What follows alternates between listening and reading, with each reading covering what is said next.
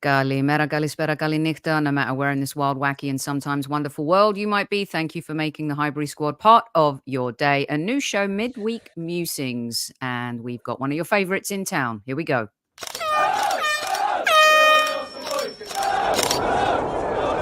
Mind the gap between the train and the platform. Please stand clear of the discussion doors. The next stop is Highbury Squad.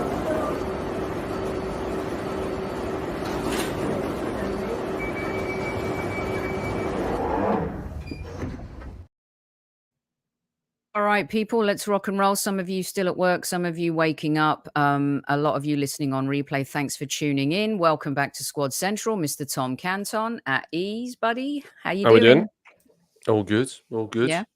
Excellent. Right. New show, Midweek Musings with Tom Canton here, where we kind of digest the weekend, look ahead, but also kind of tap into 5 subjects. And today it's going to be 4 minutes, not 5 minutes. And we'll get stuck right into it, shall we, Tom? A good night for the Arsenal last night. And wanted to start here. Does Havertz prove that no number 9 is needed at the Arsenal? By the way, hello, squaddies, no matter where in the world you are. There you go. Tom. No, not yet. He's brilliant, and I absolutely love what Kai Havertz is doing.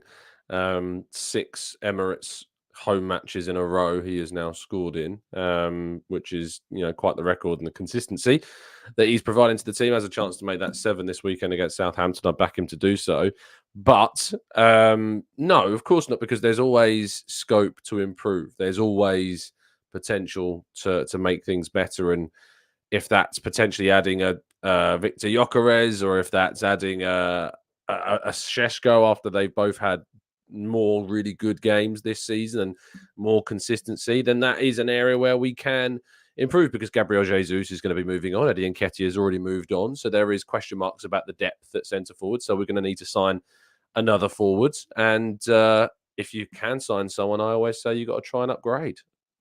How do we know Jesus is leaving? Do we know that officially? I think that because he is going to be in the last 2 years of his contract after this season, and there's been no indication that, to my knowledge anyway, that contract talks have begun, or that they're looking to begin, that usually when Arsenal get to kind of that 2-year bracket, there's an openness on the club side to listen to offers. That's all of the hints that we've had, I think, so far, and that's the way we can kind of extrapolate, if you like, from that Jesus, I think, is one of those that could leave in the summer. Okay, so of course Donnarumma made a huge mistake last night, but when you see the positions that Kai gets himself in, Tom, when you see the physicality that he brings, no matter what no matter who the opponent is, there is a huge argument to say that we can save the money and maybe reinvest in other parts of the area. And especially, what do you say to Arsenal fans who believe when you scored the most goals in our Premier League history last season, Kai Havertz and the team continue to prove that there's no need to spend 50 plus on a number 9? I think it's all to do with like squad building and how you look at your squad, and you're having to react to people that could leave and might leave and will leave. Obviously, Arsenal are a very high scoring side. There was question marks after the Man City game about a reliance on set pieces. So Arsenal went and scored 9 goals in 2 games after that, against Bolton and Leicester. 2 more against a very good PSG side. And Arsenal are an attacking side. They got a very good defensive unit. They got the best defense in the league. Luis Enrique said we're the best team without the ball in the world, which is an incredible compliment. But Arsenal still, need to have that edge to the attack. They still need to have variation in their options. And so there's going to be need to strengthen. There's going to be need to invest in that area as well. Because, as I say, I think it's just a look at the squad. It's just looking at what needs to be improved. And I think the forward line is an area where Arsenal still will look to invest in the near future. And one last one on Havertz. If we win a trophy, do you think he's the type of player that would get the respect, or his game and the style that he plays would warrant a Ballon d'Or conversation? Oh, that's a big one. He likes to eat balls. Some people are eating the cats and eating the dogs, but Havertz likes to eat balls. Footballs. Yes, the ball. That's a great clip. I love that. That's brilliant. I wonder I'll if just Havertz mute will see it. myself. Well, I think when it comes to that, he'd need to kind of like consistently like achieve like a consistent goal record. He'd need to be putting himself into kind of 20 goals plus for the season if he was in that. It's not just about trophies. It is obviously Ballon d'Or wise. You're looking at individual records. So he'd need, I think, to at least get 20 goals in a season. And of course, you'd look at what he potentially could win with Arsenal as well. Okay, see, I promised you I'm going to keep on track, Tom. I promised you. Here we go. Next one for you. Finally, Mikel Merino makes his debut for the Arsenal. I love Darren Arsenal's tweets. He's like the 900 and something player who's made his debut. Mm. I'm not going to criticize him too much. It felt like he had a decent game, and I felt like we were progressing the ball well. Is it Mikel Merino versus Thomas Partey? Someone wrote to me today and said, why Thomas Partey is in it, Mikel Merino versus Declan Rice. What say you? It's definitely Moreno versus Partey. I think that was evident by the substitution that was made yesterday. Declan Rice is without a doubt the undisputed and undroppable figure in that midfield, hence why he won so many Player of the Match awards at the start of last season. And he won those Player of the Match awards playing in the number 6 role, which is where he will move to once Mikel Merino reestablishes himself into this team. And I think that he will eventually win out that battle as well. And I think Partey will eventually drop to the bench and will be a figure that we rotate with and can utilize. And it's good depth to have because Partey is a good player. And he showed that, last night against PSG. I thought he was, among the top performers in the team last night and had a really, really good game and reminded fans, I think, of what he's capable of with his progression. The way in which he broke up play as well was really good. And so I think that moving into those positions, you've got Partey the deepest, you've got Rice playing slightly ahead. Rice will now switch into 6 and you will obviously see Merino move into the 8 role. What did you see from him last night? A bit rusty. Of course, some people are going to criticize immediately. I didn't criticize, but I obviously, he's been out and this is his first game back. What is your sense? What you're hearing from the club? Does he fit in? It seems like Calafiori's fitting perfectly already. Are you hearing the same about Merino? I spoke to Merino last night after the game in the mix zone. He's really excited to be at the club. He's really excited to have finally made his debut after the injury he had. He spoke about kind of like the ideas of the training ground that he's really new to, and that it's exciting to kind of learn new things. But Arteta is without question absolutely like he was with Rice when he signed Rice, really convinced by him. And that's why it's not a case of like Rice and Merino versus Partey. It is that this midfield will eventually become Rice, Mikel Merino, and Odegaard as the midfield 3 eventually when all the players are back from injury. And, there is such an excitement, I think, about this. He's a player that Arteta has wanted for a while, not just this summer. He's been a player that Arsenal have had on their kind of radar for many, many seasons. It's just that he's come up this year as an opportunity. So they've taken it and they're very happy to have got their man. And one last one on Mikel Merino for you, Tom. When you look at what we've done this summer and in a nutshell, what are your expectations for a player like this? Because when Timber has come in and had an immediate impact, Calafiori's come in and had an immediate impact. Do you worry for Merino if he doesn't hit the ground running as fast as the other two have done so? No, not this season because he's missed pre-season and he has started the season with an injury. I asked this question to Theo Walcott a few weeks ago about like starting, when you miss pre-season, what's it like? And he says you're always catching up. Like you never catch up to the players that had pre-season. It's just the reality of it. You can get to a really good level and a good standard, but you're never as fit as those that had a pre-season ahead of you. So I think that the fans need to give him the time. He's obviously he is older, he is more experienced, so he doesn't need as much transitional time as some of the others, but he missed pre-season and started the season with an injury, so he's naturally going to be playing catch up for a little while. But the early signs were definitely very positive. Right on the buzzer there, Thomas. Okay, is Calafiori too emotional? Love him, but are you a bit worried about how he carries his emotions during a match?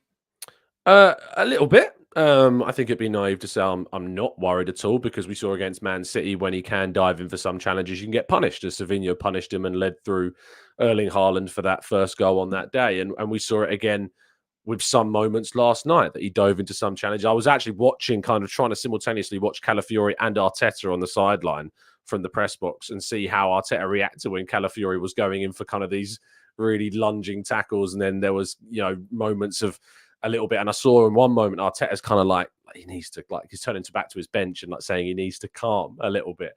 But it is part of what makes him him. He will have those traits about him. And that's one of the reasons why they signed him. They will refine that talent. They will refine that energy, that desire. But those traits are exactly why they signed him. So it's just about harnessing them in the right way. Is there a case where perhaps he could have a Gabriel Magalhaes trajectory, where we've seen this rough diamond kind of smooth out and become an elite centre back? Do you sense that maybe Calafiori has those football genes in him? He may make a couple of really bad mistakes, but eventually he'll get there. But those mistakes could also cost us. I don't think they wouldn't have. I don't think they would have signed him if they didn't think that he did. I think you've seen that he's come in for his first start against Man City because they trust him to do that. Ben White came on later in that game, and maybe if we hadn't have had Calafiori, Arsenal and Arteta may have risked Ben White from the start in that game rather than just half time because they didn't feel as though they had the depth or they didn't trust Kivior as much, etc. But they trusted Calafiori to start that game because they have such faith in him, even with the fact that he's got that rawness to him. So, yeah, there's without doubt he's got the talent. And from what I hear in Italy, they are gutted that they've lost one of the best talents that they've got coming out of that nation. So, it's frustrating for them, but it's a big, big plus for us. Yeah, I love him. And I think Arsenal fans have fallen in love with him, and he's becoming slowly a cult hero, especially after that wonder goal at Manchester City. All right, moving on to another player who has definitely become a fan favorite very early on. Concerns, he went off at halftime. I sent you a message after the game if it was precautionary or not. Of course, he's coming back from a mega injury, Tom. And by the way, you finished before. We didn't even need the buzzer on the last one. Jurrien Timber, is he fragile? Are you worried? He's fragile to a degree right now because he's just come back from a significant knee injury. And, he had some load-bearing issues in the summer after playing quite a lot in pre-season. Arteta said last night in his press conference that he's played more than they maybe would have wanted him to because Ben White's had some of his issues and Calafiori, of course, also had a couple of issues at the beginning of the campaign too. So he's played more than they thought he would have done. But he gradually will work his way back and build up that fitness and build up that reliability. And, he's responded really well from the knee injury. That's not been something like with the Jesus situation that kind of, relapsed as well, which he's then suffered with problems since. He's done really well, I think, to recover from that. But there is obviously an element of managing minutes when you've been off with a knee injury. The next most likely injury that you get is a muscular problem.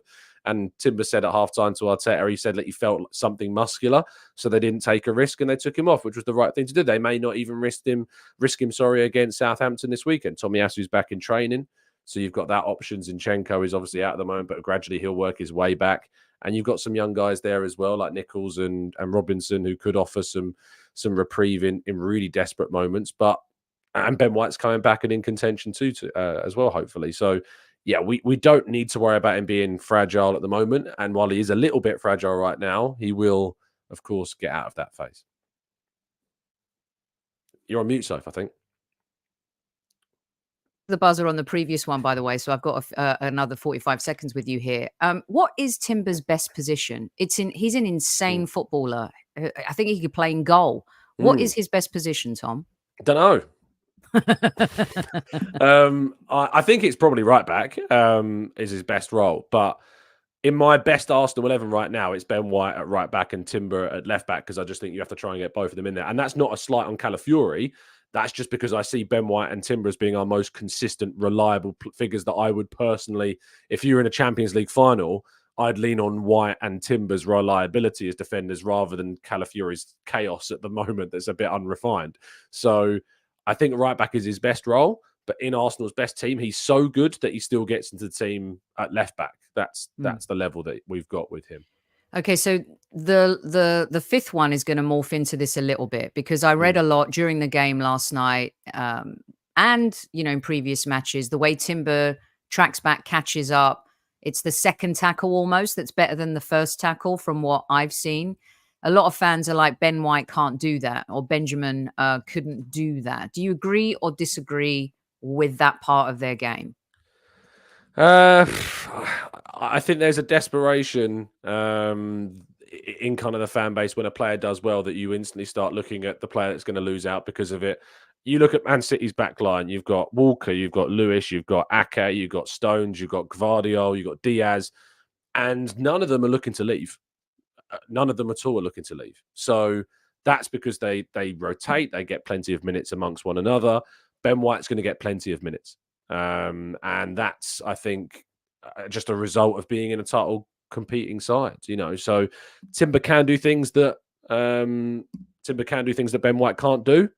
And that's great because that means we've got variation. Ben White can do things that Timber can't do. And there'll be games where Ben White's more suited to certain games, or Timber's maybe in a bit of off form, or vice versa, or one of them's got a bit of an injury and you bring one of them in. You've got this ability to rotate and to change and to use the depth to your advantage. So we don't always need to be on this ideal hype of, one's coming in, what's the other one going to do? Enjoy the fact we've got this depth, enjoy the fact we've got these headaches, and we should use it to our advantage. So you've pretty much taken point number 5, but I want to refine it just a little bit because Ben White has been used to starting, and we've seen Mikel be able to manage players' expectations. He's learned that a lot, I think, from working with Pep Guardiola at Manchester City. That's been a huge advantage for us. They're all fit. How does your back four, you said, looks like Timber and White. So you'd have Timber on the left and White on the right. Is that how you would set up? Yeah. If it was a game to save your life with the players we've got, it would be Ben White on the right, Timber on the left at the moment. Yeah. Do you fear that there could be this narrative brewing? For example, fans have fallen in love with Calafiori very quickly. They love his emotions. They love the way he plays. Timber. Do you fear that there could be this scenario a la Aaron Ramsdale that could brew here? Is it a little bit different because Arteta highly, highly rates Benjamin White? I think it's different as well because of the position that it is. Goalkeepers, you don't, despite Arteta's words at the beginning of that whole fiasco, you don't tend to rotate goalkeepers. You usually have like a standout goalkeeper that plays the minutes and starts the majority of your most competitive games, and that's it. Whereas outfield players, particularly in defence as well, with players that have got, issues and reliability issues in terms of fitness, question marks, Timber with his knee and muscular issues, Ben White with his knee as well. There are question marks. So this is all going to be what's ultimately about changing the way in which we look at a squad, as kind of this view of, it's not about an 11, it's about the team. It's about the 18, the 19. And that's what's most important. So White right now is, my starting right back, because I think he's the best right back in the league currently. Timber gets into that left back position, but Timber's got a lot to prove still. We've only seen him at the start of this season. We've only seen him in these first few games, really. And it's about establishing that consistency in his performances, and his technical ability, I think, is slightly higher than that of Ben White. But I think Ben White's consistency and application at the moment is slightly better than that of Timber's. So they've both got benefits, and we should enjoy having both of them.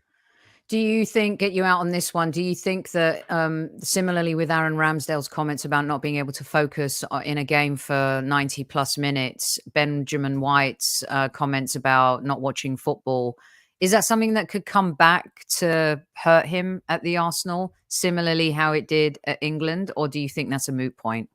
I think Arteta cares. As long as Ben White's performing, as long as Arteta's doing what he wants him to do, and delivering for him, and is, singing from the same hymn sheet as everybody else, and, is putting in his absolute best, which we know he does. He doesn't care what happens with England. He doesn't care if he doesn't watch football outside of what he needs to watch and what he's asked to watch by the coaching staff here.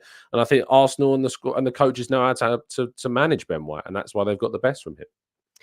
Brilliant stuff. Tom, I promised you, look, I proved I could do it, right? And there's a minute to spare. And I appreciate you coming on. I know you have a big conference call coming up in just a little second here. Mr. Busy Man, back for the morning show tomorrow, 8 a.m. Indeed. Absolutely, as always. Lovely stuff. You are free to leave the building, Mr. Tom Canton. Thank See you you later, very guys. much. See Thank ya. you. Bye. See you later. Bye. All right, that's Mr. Super Tom right there. And I'm going to stick with you for a few more minutes here. So stick with me, you guys. Midweek Musings will be a new show. We do it fast paced, okay? 5 subjects, 5 minutes, although Tom had to go today because he had some work to do.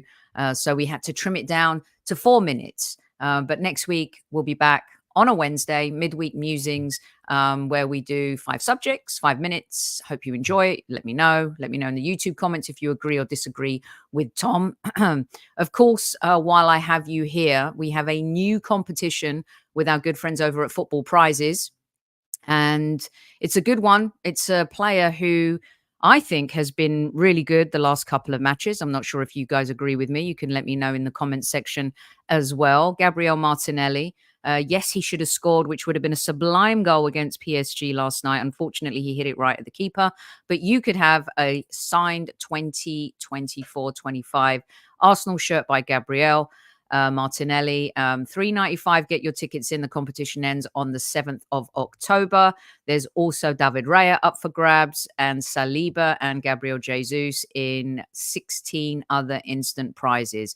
So go over to footballprizes.co.uk and get your ticket today. We've had 3 winners. Didn't get one last week, but hopefully you guys will get lucky this week as well. Just wanted to summarize what Tom and I have talked about here. Yeah, I think Mikel Merino is going to grow into his position. Listen, you heard from Tom in his conversation with Theo Walcott and with Mikel Merino as well. It may take time. Calafiori had the preseason, albeit he arrived a little bit later in the United States. Jurrien Timber recovering from a major injury, and I think has just proven the eye test doesn't fail us, because he has been absolutely superb and elevated that back line tenfold. There's no doubt about that. I do worry a little bit for Benjamin White personally. I'm not sure if he will be the starter for Mikel Arteta, but trust is a very, very important thing. And Benjamin White has earned Mikel Arteta's trust. And Calafiori, a little bit like me, sometimes he's Italian, I'm Greek. He can be very emotional. And those moments and that kind of behavior can cost you big in massive, massive games. And let's be honest, he got away with it a little bit, didn't he, last weekend? And I think that he has to be measured and he's got to be careful about that. And we'll see. The beautiful thing is that whether it's Mikel Merino versus Partey or Rice, Calafiori versus Benjamin White, Timber versus Benjamin White, Benjamin White versus Benjamin White. And by the way, props to Kivior, who I thought did brilliantly when he came on yesterday.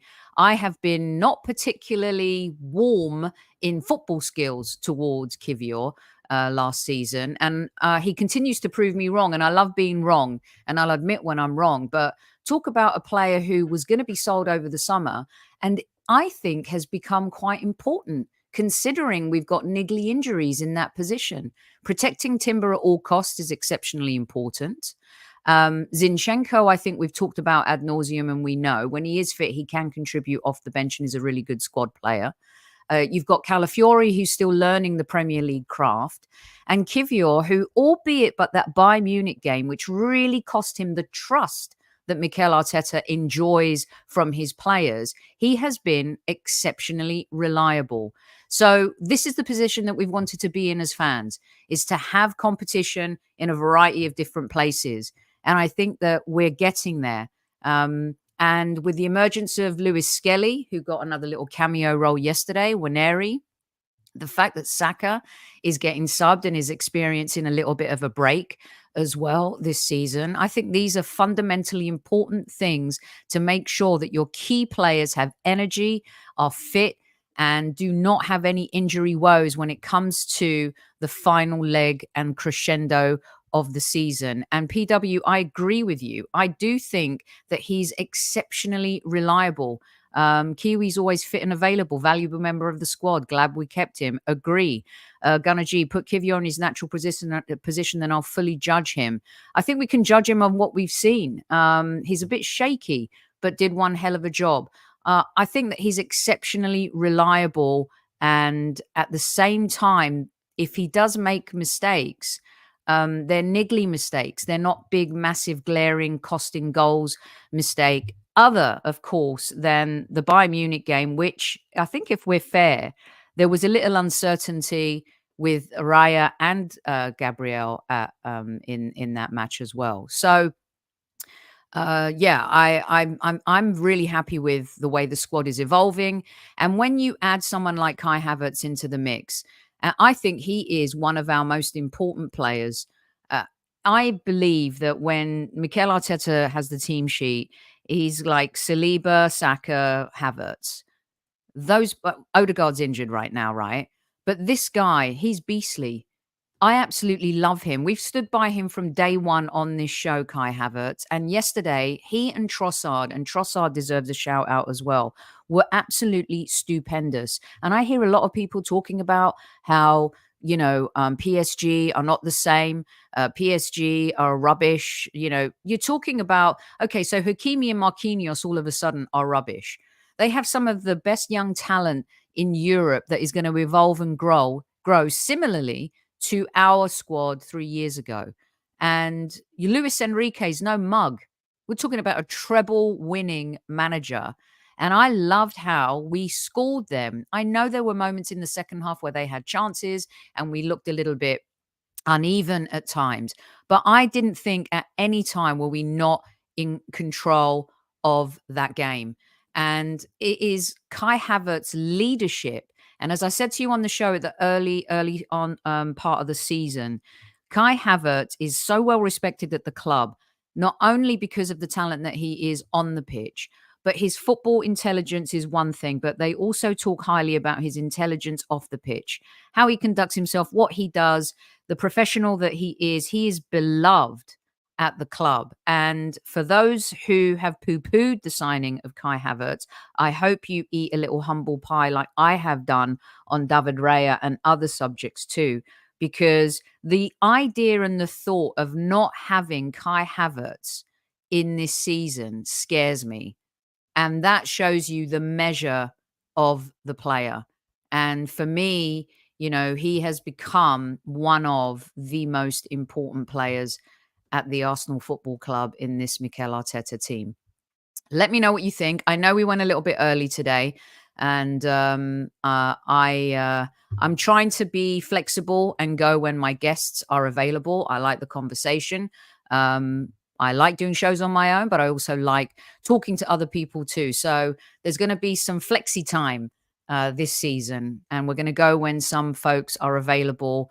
And then we'll have our staple shows at 7, 8 or later on in the evening as well. Let me know what you think. Kai Havertz, what do you think about Kai? And has he proven that we do not need a number 9? Mikel Merino. Is it Mikel Merino versus Thomas Partey? Or do some of you really, truly believe that it's Mikel Merino versus Declan Rice? Calafiori. Is the Italian Maldini 2.0 too emotional? Is that fair? Or is that foul? You let me know in the comments section. And Timber, are you worried? Is he too fragile? Are we putting too much into this? Is it because he is recovering from a major injury? My goodness, what a player. And yes, to those who have said he's like having a new signing. And finally, does Ben White start again? You heard Tom's point of view. I'd love to hear yours now too. Will Ben White start again? Has he lost his place? Are you on Tom's line of thinking, where the trust that Mikel Arteta has and the rawness of Calafiori will see Benjamin White start as soon as he's available? He's available. He has had some niggly injuries, but let me know what you think. And of course, please don't forget, as I mentioned, football prizes. Go get your ticket. Visit footballprizes.co.uk. That is it for today. Short, sharp, sweet, leaving you wanting more, I hope. Please share the show with your friends. Please do hit the like button on the way out. It doesn't cost anything. Vinny and Vesper would appreciate it very, very much. There's the little guy. He's got his dicky bow on today, but, he has it on every day. And Vesper in goal, performing like David Raya. I love you guys. I hope you are all doing well and having a great week. I will put your comments up before I hit the road. And thank you. I'm glad that you love the channel. Please share it with your friends. We love our football conversations here on Highbury Squad. And until next time, kids, remember the rules. Don't forget to tell your loved ones you love them. And until then, at ease, squaddies, at ease. Thank you, Tom Canton.